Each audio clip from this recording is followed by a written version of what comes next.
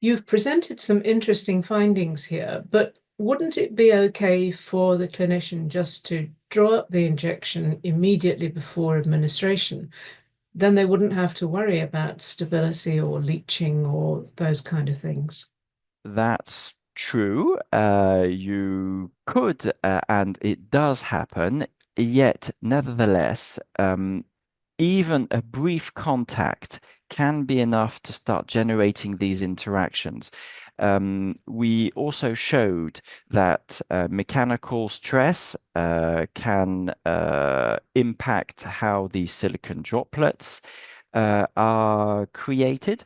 So even sometimes just manipulating the syringe, or sometimes, for example, knocking it a little bit, to remove air bubbles, could create enough energy, I should say, to release these silicon droplets and therefore start impacting the bevacizumab medication.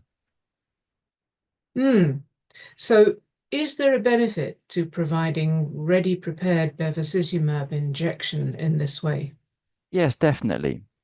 You've got to realize that by preparing these syringes directly in a pharmaceutical compounding unit, it allows us to provide ready-to-use, ready-to-administer syringes for the ophthalmologist or the end user, which means that they save time, they don't have to perform the manipulation themselves.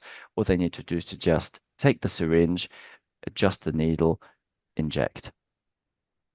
Are cross-linked silicone oil syringes more expensive than the conventional polypropylene syringes? These cross-link silicone syringes that we've studied are not currently available for hospital pharmacy use because the packaging in which they are commercialized by the manufacturer doesn't quite fit our needs. You see, these are products which are generally marketed for big pharma companies, and our use, which is, let's be honest, nowhere near the millions of units that these big pharma companies can be producing, means that we have to have devices which are packaged in a quantity which is sufficient and yet not too much for our use. We can't really purchase a big bag containing 1,200 syringes and expect to be able to do something with them when we see that in our clinical setting, we only use a couple of dozen every week. Okay, after a year, it does add up, but we don't need 1,200 in one big go. And how would we store them? How would we keep them sterile? I see. And my last question, have your findings influenced practice? Our findings were presented, as you mentioned, to the GERPAC conference in France last October. Since then, we've already been contacted by several of our hospital colleagues who are interested in our findings. So yes, let's say that at least we've got the stone rolling. And we are looking for alternative solutions because the syringes that we tested, as I just mentioned, aren't available.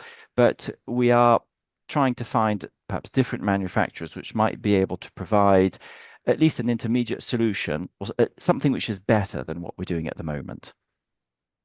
Philip Chennell, thank you very much for talking to us about this little known aspect of injection preparation. That really has been fascinating and thought-provoking.